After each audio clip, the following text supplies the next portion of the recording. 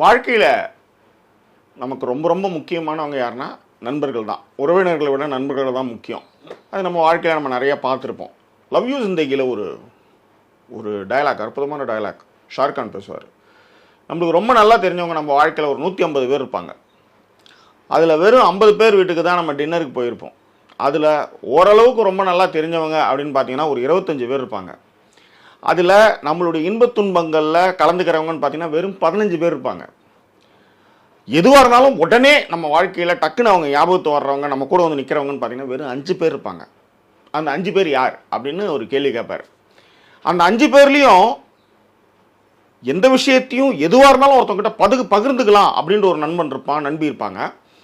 அவங்கள நம்ம வந்து வாழ்க்கையில் வந்து விட்டுடக்கூடாது. ஆனால் சம்டைம்ஸ் நம்ம அவங்க கூட நிறைய முரண்படுவோம். யாருக்கிட்ட நம்ம ரொம்ப உரிமையாக இருக்கிறோமோ, யாரை நம்ம தூக்கி வச்சு கொண்டாடுறோமோ அவங்ககிட்ட நம்ம முரண்படுவோம். உதாரணத்துக்கு என்னுடைய வாழ்க்கையில் நான் இன்றைக்கி இங்கே உட்காந்து நின்று பேசுகிறதுக்கு, என்னுடைய திருமண வாழ்க்கையிலேருந்து, நான் இன்றைக்கி காரில் நான் போகிறதுலேருந்து ஏகப்பட்ட விஷயங்கள், சொந்த வீட்டில் வாங்கினதுலேருந்து ஏகப்பட்ட விஷயங்கள், இதுக்கு எல்லாத்துக்கும் பின்புலமாக இருந்த ஒரே நண்பன் யாருன்னா சூரி. அவன் ஒரு ஜெயின் சமூகத்தை சேர்ந்தவன். 2 பேரும், அதாவது என்னை வந்து திருப்பாப்புலி ஒரு ரயில்வே ஸ்டேஷனில் ஒரு மழை விடிய கால இரவில் வந்து எனக்கு வந்து ட்ரெயின் ஏற்றி அனுப்பிச்சது இன்னமும் ஞாபகத்தில் இருக்குது எனக்கு. ஸோ அந்த மாதிரிலாம் வந்து இருந்த ஒரு நண்பன். 2 பேருக்கு நடுவில் முரண்பாடு, 2 பேருமே பேசிக்கல. அதன் பிறகு ஓகே என்னன்ற அளவுக்கு போனோம். ஒரு கட்டத்தில் அவன் வந்து ஜெயின் துறவியாக மாறிட்டான். இன்றைக்கி இந்தியாவில் அவன் எந்த இடத்துல இருக்கான்னு எனக்கு தெரியல. ஆனால் இந்த படம், அதாவது வருஷங்களுக்கு சேஷம், இந்த படத்தை எனக்கு பார்க்கும்போது என்னுடைய நண்பன் சூரி தான் ஞாபகத்துக்கு வந்தான். அவனை திரும்ப சந்திக்கணும், திரும்ப பார்க்கணும் அப்படின்ற ஒரு ஆர்வத்தை இந்த திரைப்படம் வந்து ஏற்படுத்துச்சு. காரணம் என்ன, இந்த படத்தில் ஒரு ரொம்ப அழகான ஒரு நட்பை, பிரிந்து போன நட்பை, நினைவுகள் உள்ள ஒரு நட்பை, எப்பயுமே நினைக்கிற ஒரு நட்பை, வாழ்க்கையில் 5 பேர் தான் நம்ம வாழ்க்கையில் எப்பயுமே கூட நிற்பாங்க அப்படின்ற ஒரு மிக முக்கியமான நட்பை பற்றி பேசக்கூடிய ஒரு திரைப்படம் தான் வருஷங்களுக்கு சேஷம். ஸோ இது குறித்தான விரிவான விமர்சனத்தை பார்க்க போகிறோம். அதற்கு முன்பாக பெல் ஐக்கானை கிளிக் பண்ணுங்கள், அப்போ தான் உங்களுக்கு நோட்டிஃபிகேஷன் வந்து சேரும். ஸோ விரிவான விமர்சனத்துக்கு stay tune with us.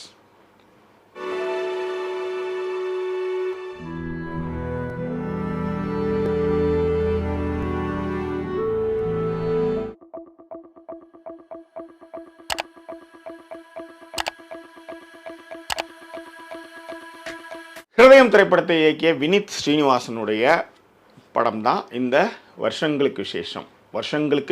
Right. இந்த வினித் ஸ்ரீனிவாசன் யாருன்னு உங்களுக்கு தெரியும். நடிகர் ஸ்ரீனிவாசன் அவர்களுடைய பையன். இந்த படத்தில் பிரதான கதாபாத்திரங்களை பிரணவ் மோகன்லால், தயன் ஸ்ரீனிவாசன், நிவின் பாலி, கல்யாணி பிரியதர்ஷன், அஜு வர்கீஸ், பசில் ஜோசப் இவங்களாம் இந்த படத்தில் நடிச்சிருக்கிறாங்க. ரைட். இப்போ இந்த திரைப்படத்தினுடைய கதை என்னன்னு பார்க்கலாம். 2 நண்பர்கள், ஒருத்தர் கதை நல்லா எழுதுவார், இன்னொருத்தர் மியூசிக் டைரக்டர், அதாவது மியூசிக் மேலே அதீதமான காதல் கொண்டவர். ஸோ இந்த 2 நண்பர்களும் கேரளாவில் ஒன்றா சந்திக்கிறாங்க. இந்த கதை நடக்கக்கூடிய காலகட்டம் எதுன்னு பார்த்தீங்கன்னா 1970 1980 வரை இந்த கதை நடக்கக்கூடிய காலகட்டம். ஸோ இவங்க 2 பேருமே வந்து கேரளாவில் நாடக கொட்டகைகளில் அறிமுகமாகறாங்க. அதன் பிறகு இந்த நம்ம திறமை இங்கே வீணாயிடக்கூடாது, நம்ம கோடம்பாக்கம் போயே ஆகணும் அப்படின்னு சொல்லிட்டு கோடம்பாக்கத்துக்கு வராங்க. இந்த கோடம்பாக்கம் வந்ததுக்கு பிறகு அவங்களுக்குள்ள நிறைய பிரச்சனைகளை அவங்க சந்திக்கிறாங்க. ஏன்னா வாய்ப்பு தேடி போகணும் இல்லையா, அந்த மாதிரி சந்திக்கிறாங்க. அதுலேருந்து அவங்க ஜெயிச்சாங்களா இல்லையா, அவங்க நட்புக்கு என்னாச்சு போச்சு வந்துச்சு, இதெல்லாம் நீங்கள் படத்தை பார்த்து தெரிஞ்சுக்காங்க. பர்ஃபார்மன்ஸில் பார்த்தீங்கன்னா மிளறது அப்படின்னா படத்தில் நடித்த எல்லாருமே ரொம்ப அற்புதமான பர்ஃபார்மன்ஸை கொடுத்துருக்காங்க. ஏன் இன்டர்வலுக்கு பிறகு, அதாவது கிளைமேக்ஸ்க்கு முன்னாடி வர்ற நிவின் பாலியிலேருந்து, தயன் ஸ்ரீனிவாசன்லேருந்து, பிரணவ் மோகன்லால்லேருந்து, பசில் ஜோசப்லேருந்து எல்லாருமே பின்னி படத்தில் எடுத்திருக்காங்க. மிக முக்கியமாக கலைக்கு நெருக்கமாக இருக்கிறதுனால இந்த படம் வந்து கலை சம்மந்தப்பட்ட, சினிமா சம்மந்தப்பட்ட எல்லோருக்குமே இந்த படம் பிடிக்குன்றதில் மாற்று கருத்தே கிடையாது. மிக முக்கியமாக பிரணவுக்கும் கல்யாணி பிரியதர்ஷனுக்கும் அந்த ஒரு என்ன சொல்கிறது, அவங்களுக்குள்ள ஒரு ஹீட் மொமெண்ட் ஒன்று இருக்கும். 2 பேருமே அவங்களுடைய நடிப்பை ரொம்ப சிறப்பாக நடிச்சிருப்பாங்க. அதே நேரத்தில் தான் ஃப்ரெண்டு இந்த மாதிரி வந்து பண்ணிட்டான், நம்மளுக்கு ஒரு துரோகம் பண்ணிட்டான் அப்படின்னும் போது பிரணவ் மோகன்லால் கிட்ட இருக்கிற அந்த அந்த அந்த என்ன சொல்கிறது, கண் கலங்கி ஒரு மாதிரி, ஏன்னா உனக்கு தானே எல்லாமே செஞ்சேன் அப்படின்ற மாதிரி நிற்கிற அந்த துணி ரொம்ப அற்புதமாக இருந்தது. அடுத்தது பார்த்திங்கன்னா தயன் ஸ்ரீனிவாசன். எனக்கு ஆக்சுவலி வினித் ஸ்ரீனிவாசனுக்கு ஒரு பிரதர் இருக்காருன்னா எனக்கு சத்தியமாக தெரியாது. ஷாட் ஒன்று வைக்கும்போது பார்த்தீங்கன்னா 2 பேருக்குமே வந்து காரில் போகிறப்ப 2 டூ ஷாட் இருக்கும். அந்த டூ ஷாட்டும் சரி, இந்த மாதிரி வந்து சஜஷன் ஷாட்டும் சரி, 2 ஆக்ஷன் பண்ணுறாங்களா, எல்லாம் ஒரே மாதிரியா இருக்குது மூஞ்சி. எனக்கு உண்மையிலே எனக்கு சத்தியமாக எனக்கு தெரியாது. அப்புறம் தான் வந்து வினீத் ஸ்ரீனிவாசனுடைய பிரதர் அவர் அப்படின்ற யங்கர் பிரதர் அவர் அப்படின்றது எனக்கு சத்தியமாக இந்த படத்தில் எனக்கு தெரியுமே. ஸோ அவரும் வந்து பட்டையை கிளப்பியிருக்கிறாரு. ஒரு சினிமா மீதான அந்த ஆர்வம், கலை மீதான ஆர்வம், அதாவது ஒரு ஸ்க்ரீனை இருக்கிறப்ப கூட வந்து அதில் வந்து அந்த கேரக்டர் பேரை சொல்லும் போதெல்லாம் வந்து சிலுக்கிறது, இந்த மாதிரிலாம் வந்து ரொம்ப நல்லா பண்ணியிருந்தார். செகண்ட் ஹாஃபில் வந்து வயோதிக காட்சிகளையும் சரி ரொம்ப சிறப்பாகவே ஒரு நடிப்பை வெளிப்படுத்தியிருந்தார். கல்யாண பிரதர்ஷன் வந்து 2-3 ஷாட் வந்திருந்தாலும் 2-3 சீன் தான் வந்திருந்தாங்க. பட் இருந்தாலும் அவங்களுடைய பார்ட்டை சிறப்பாகவே பண்ணியிருந்தாங்க. எல்லாத்த விட அசத்தந்து அப்படின்னு பார்த்தீங்கன்னா அஜு வர்கீஸும் பஷில் ஜோசப்பும் 2 பேருமே ஃபண்டாஸ்டிக்காக பண்ணியிருந்தாங்க. பஷில் ஜோசப் முக்கியமாக வந்து நடிகரை திட்டுற மாதிரி வந்து மைக்கில் வந்து பேசுகிற இடங்கள்லாம் வந்து வேறு லெவல். அதேமாதிரி ரிப்போர்ட்டை வந்து டைரக்டருக்கு பேசும்போது அந்த கண்ணில் அந்த சினிமாவை நேசிக்கிறவனுடைய அந்த பேச்சை வந்து அந்த டயலாக் ரிப்போர்ட்டிங்கை சொல்லிக்கிட்டே இருந்தது வந்து ரொம்ப நல்லா இருந்தது. அஜு வர்கீஸ் எஸ்பெஷலி அப்பா தன்னுடைய அவங்களுடைய ஃப்ரெண்ட்ஸ் ஃபோட்டோ எடுத்து பார்க்கும்போது அந்த முகத்தில் இருக்கிற அந்த விஷயம், அது மாதிரி நிறைய விஷயங்களில் அஜுவும் பின்னிருந்தார். எல்லாத்த விட அசத்தனதுன்னு பார்த்தீங்கன்னா நிவின் பாலே தான். பட்டத்தில் பின்னிட்டா மனுஷன். அதுவும் ஒரு சிங்கிள் ஷாட்டை ரெடி ஆனதுமே நான் தான் சிங்கிள் ஷாட் ரெடி ஆகி ஏன் ஷாட் தான் ரெடியாக இருக்கா அப்படின்ற மாதிரியான இடமா இருக்கட்டும். அந்த ஃபஸ்ட் எடுத்ததுமே வந்து ஒரு மாதிரி ரகுடுவாக வந்து ஃபீல் பண்ணுற விஷயங்கள் தேட்டரில் வந்து அதுவும் அந்த லாஸ்ட் சீட்டில் உட்காந்து கத்துனது எல்லாமே நெப்போட்டிசம் விஷயத்த அந்த நெப்போட்டிசத்தில் இருக்கிற வினீத் ஸ்ரீனிவாசனே படத்தை எடுத்து அந்த நெப்போட்டிசத்தையே கலாய்ச்சி, ஏன்னா இதில் வந்து பிரணவ் மோகன்லாலும் சரி, தயன் ஸ்ரீனிவாசன், அதுக்கப்புறம் வினீத் ஸ்ரீனிவாசன் எல்லாருக்குமே வந்து நெப்போட்டிசம் குரூப்பு. இது இவங்களே வந்து செல்ஃப் கலாயாக பண்ணி அதை வந்து ஒரு ஷார்ட்டாக எடுக்கிறதுலாம் சாதாரண விஷயம் இல்லை.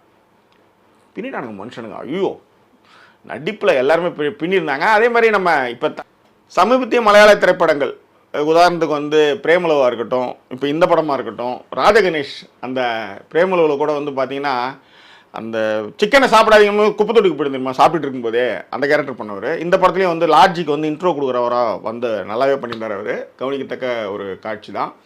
அடுத்தது பார்த்தீங்கன்னா ஓஜி மகேந்திரன் அவருடைய பாட்டை சிறப்பாக பண்ணியிருந்தார். அவர் ஒரு டயலாக் ஒன்று சொல்லுவார், டிசிப்ளின் இல்லாமல் குடம் பார்க்கறவங்களுக்கு இது வந்து பிரமுடா ட்ரையாங்கிள் அப்படின்னு ஒரு டயலாக் ஒன்று சொல்லுவார். மிகப்பெரிய நடிகர் பட்டாளத்தை வச்சு வேலை வாங்கி ஒரு சிறப்பான ஃபீல் குட்டான ஒரு விஷயத்தை வந்து நடிப்பில் வந்து வேலை வாங்கியிருக்கார் வினீத் ஸ்ரீனிவாசன் தான் சொல்லலாம். ஸோ டெக்னிக்கலி பார்த்தா படம் ரொம்ப ஸ்ட்ராங். ஏன்னா 1970-80 காலகட்டம் சென்னை கோடம்பாக்கம் அப்படின் போது அதுக்கு ஒரு செட் போட்டிருக்காங்க. அதுக்கப்புறம் காஸ்டியூம்ஸு, ஆர்ட் டிபார்ட்மெண்ட் வந்து வேலை அவ்வளோ பண்ணியிருக்காங்க. அது படத்தில் ஃப்ரேமில் தெரியுது. அதை வந்து ரொம்ப அழகாக காட்சிப்படுத்தியிருக்காரு விஸ்வஜித். ஒடுக்கத்தில் நல்லா பண்ணியிருந்தார். ஃபென்டாஸ்டிக்கான விஷயங்கள், லைட்டிங்லாம் ரொம்ப நல்லா இருந்தது. அதே மாதிரி சினிமா ஷூட்டிங்க்கு வந்து செகண்ட் ஹாஃபில் வந்து நம்ம நிவின் பாலே கூட ட்ராவல் ஆகிற இடங்கள் எல்லாமே ரொம்ப நல்லா இருந்தது. எடிட்டர் வந்து ரஞ்சன் அப்ரஹாமும் படத்தை வந்து ரொம்ப தொய்வு இல்லாமல் எடுத்துன்னு போயிருந்தார். நல்ல சில இடங்களில் வந்து கிளைமேக்ஸில் வந்து ரொம்ப நம்மளை வந்து அசத்திருந்தாங்கன்னே சொல்ல முடியும். மியூசிக் டைரக்டர் அம்ரித் ராம்நாத் சிறப்பாக அவருடைய பணியை பண்ணியிருக்கிறாரு. ஞாபகம் மோதுதே அந்த மாதிரி விஷயங்கள் நிறைய இடத்துல வந்து ரசிக்கக்கூடிய காட்சிகளை வச்சுருந்தார் வினீத் ஸ்ரீனிவாசன். உதாரணத்துக்கு வந்து 1 2 3 கிளாப் இது வந்து சொல்லிக்கிட்டே இருப்பாங்க. ஆனால் கிளைமேக்ஸில் 2 ஃப்ரெண்ட்ஸுமே வந்து 1 2 3 உள்ளார ஆடியன்ஸுடைய கிளாப்ஸ் வந்து வச்ச இடங்கள் அந்த மாதிரி வந்து நிறைய சுவாரஸ்யப்பட்டிருந்தாங்க. What is the minus point அப்படின்னும் போது ஒரு உப்பு சப்பு இல்லாத ஒரு கதை, ஆனால் அதை எடுத்துன்னு போன விதம், ஹிருதயம் பார்த்தீங்கன்னா இப்போ யாரோ ஒருத்தவங்க கூட சமீபத்தில் சொன்னாங்க, நாஸ்டாலஜிக்கான விஷயங்களை வினீத் ஸ்ரீனிவாசன் எடுத்தார். ஏன்னா அவர் கதை தான்டா எடுக்கிறாரு, ஊராமுட்டு கதையை தேடி எடுக்கிறாரு. ஹிருதயம் அவருடைய காலேஜ் லைஃப் கதை, இந்த படமும் அப்படி தான். ஸோ அதனால் உங்களுக்கு என்ன பிரச்சனை, ஏதோ ஒரு கதையை எடுக்கிறாரு, சுட்டு எடுக்கல, நடந்த கதையை தானே எடுக்கிறாரு. ஸோ அதை வந்து டெடிகேட் பண்ண விதமும் சரி நல்லா வந்து தொய்வு, அதாவது முதல் பாகத்தில் கொஞ்சம் தொய்வாக இருக்கிறது மறுக்க முடியாது. ஆனால் செகண்ட் ஹாஃபில் இந்த படத்தை மற்ற எல்லா விஷயத்தையும் அந்த நட்பும் அதுக்கான சாங்ஸு அதற்கான விஷயங்கள் எல்லாமே நம்மளை மறக்க வச்சிச்சு. ஸோ அதான் பெருசாக மைனஸ் பாயிண்ட்டுன்னு நான் சொல்ல. வாட் இஸ் டேக் அவே அப்படின்னும் போது கோடம்பாக்கத்தில் ஒரு ப்ராவர்ப் ஒன்று இருக்குது, கோடம்பாக்கத்து இட்லியும் பொங்கலும் சாப்பிட்டவன் வேறு எங்கேயுமே போக முடியாது அப்படின்ட்டு. இப்போ உதாரணத்துக்கு நான் வந்து ஒரு 2 படம் ஒர்க் பண்ணியிருக்கேன், அதுக்கப்புறம் நிறைய சீரியல்ஸ் அது இதுன்னு ஏகப்பட்ட விஷயங்கள் பண்ணியிருக்கோம். பட் இந்த சினிமா இருக்கு இல்லையா, அது ரிலேட்டடான விஷயங்கள் தான் உங்களை சுத்த வைக்கும் அவசரம், உங்களை எட்ட போக கூடாது.